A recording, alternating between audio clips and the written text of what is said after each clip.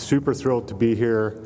I can't tell you, first time at Practical Cartography Day, so inspiring, everybody who is doing this, and I hope to follow this tradition. So at the University of Miami, we do a bunch of work where I basically think of two client groups that we serve. One are researchers who are doing some kind of very specific localized research around South Florida, and the other one is we're building web mapping applications. And we have several different kind of groups that we work with on this, and through the years we've found that data management is a problem. So I'm going to talk about the elephant in the room and talk about data management today. And to do that, what I want to do is I want to talk about a workflow that we've kind of come across in the last 3 or 4 years that's starting to actually be very useful for us. And it starts with an Excel file on Box. And then it moves through Python, which we use as a script generator to actually write shell scripts, much like what we just heard about from Robert. And then we run those shell scripts in Docker containers that are on some kind of Kubernetes cloud, and we leverage the GDAL libraries, which we were just hearing about, to get that into postGIS and then make it available to these two different kind of client groups, these online applications or some kind of research group. And so this is what I want to talk about. I'm going to explain how these fit together a little bit, and then I'm going to give a little demonstration at the end. So the things I want to just talk about Box, I don't think I need to explain Excel to anybody. Each line represents one data set. Some of you who are familiar with metadata will immediately understand that this is problematic because we've had to serialize some things. We stuff entire tables into one cell as serialized data, particularly for the variable level metadata, for the attribute level descriptions of what's going on. And the other thing that is good about this, we have around 80 fields. We're not building a new schema. We're using existing schemas. We're using the ISO 19115. We're using schema.org. We're using DCAT. We're using a bunch of existing schemas to build this, and then we put it all together.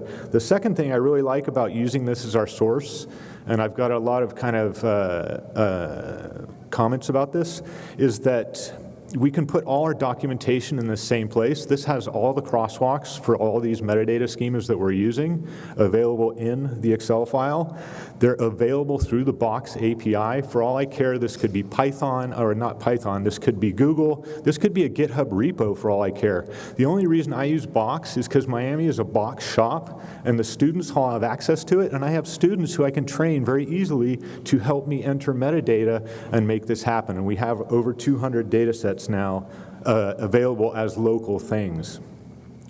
Python I'm not going to say a lot about. All it does is we have several functions that read in that metadata and then write shell scripts for it. It is a script, a code generator. It writes shell scripts for us. That's what Python does. And then it runs on Docker containers. I'm very curious, who here uses Docker containerization regularly?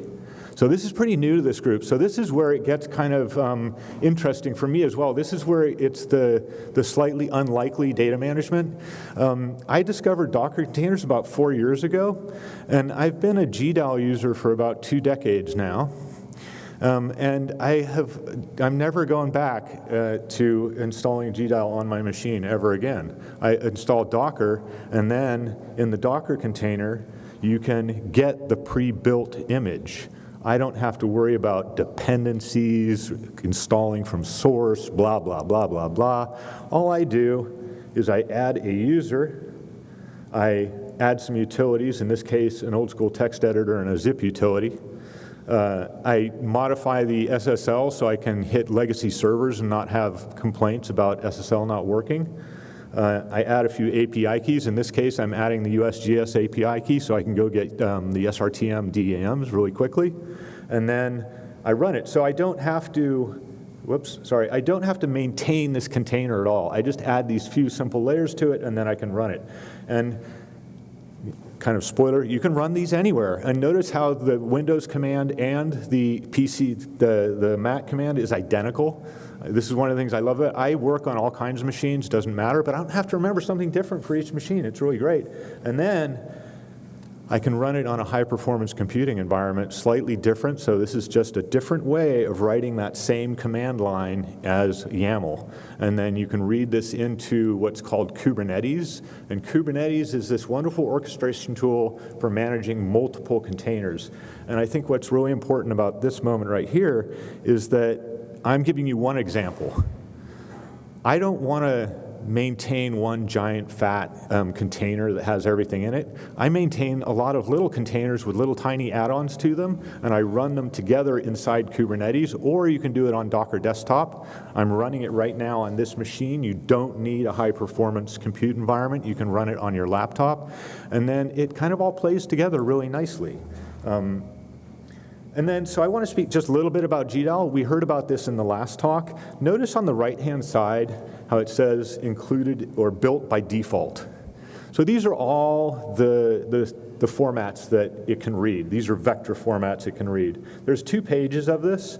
Notice how at the end on the right now, there's some that aren't built by default. This was the problem I used to have. You used to have to very much make sure that you installed everything correctly. My problem's done. And notice at the bottom, I can take any of those input formats and stuff it into postGIS. Same thing for raster. The pages are even longer for raster. But at the end, again, there's some that are important to me. You would have to maintain dependencies. I no longer do. It just goes straight into postGIS.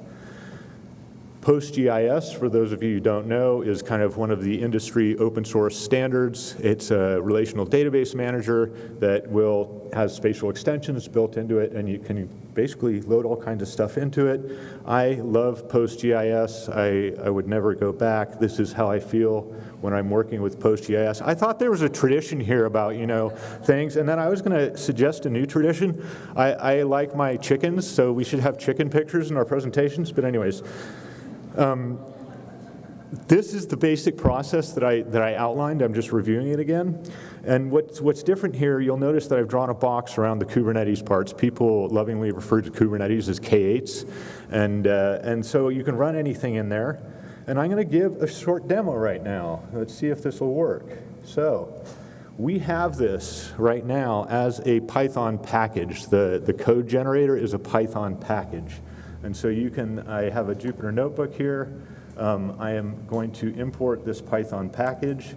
And then as a part of that package, you have to authenticate to your environment, a Kubernetes cluster, something running on your local machine, or to something that's running on a cloud. And by the way, this can run on AWS, it can run on Azure, it can run anywhere.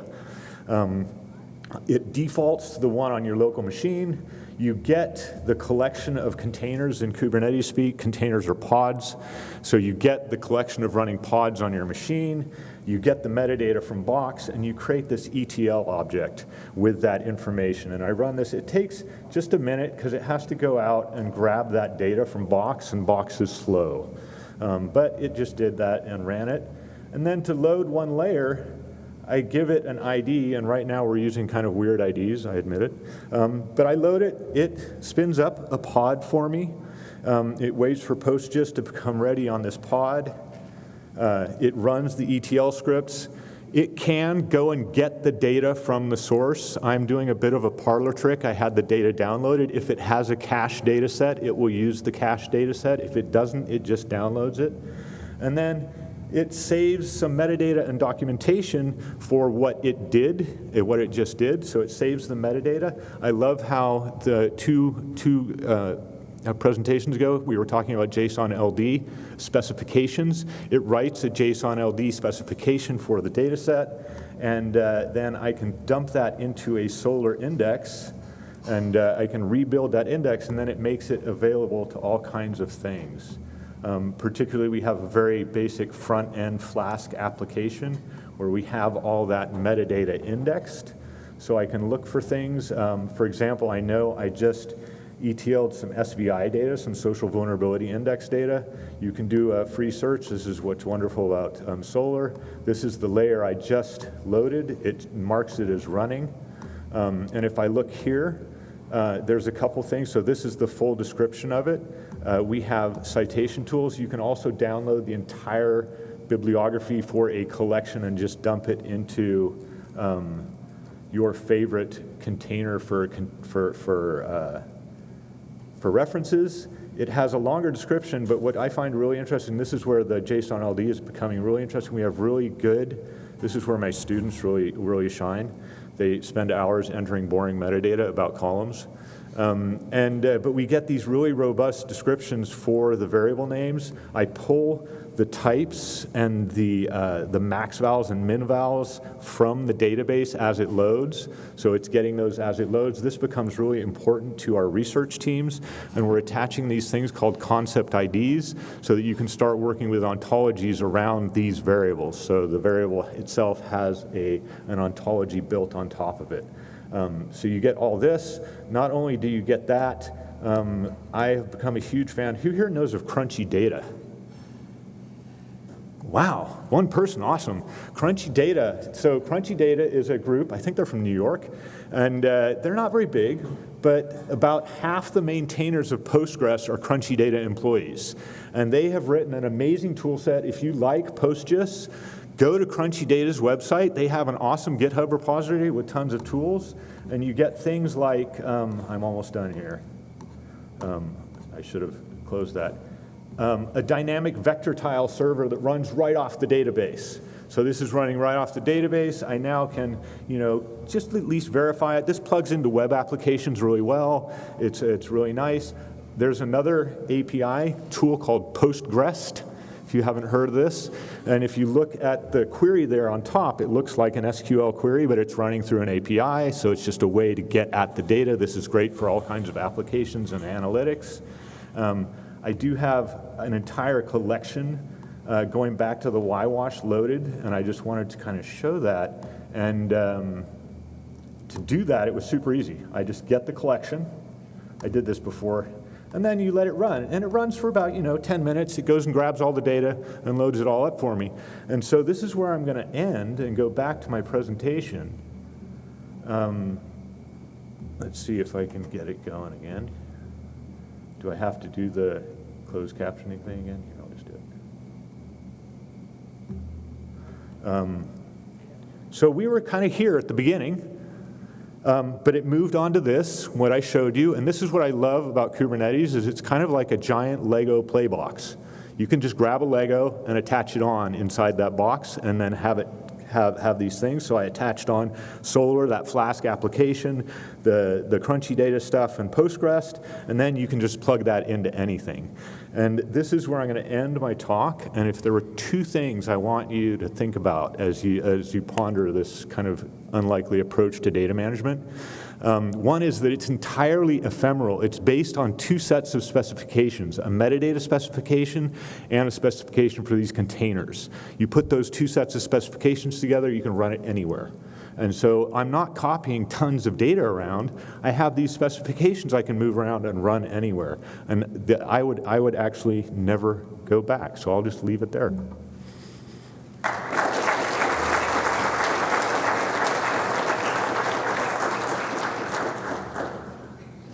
Can I do my competition? Yeah. Okay, so since we're at the end of the session, I have a competition. I was explaining a concept to a graduate student. What did I draw? Raise your hand if you think you know. Go for it. No. Good guess. Over there. No. Aileen?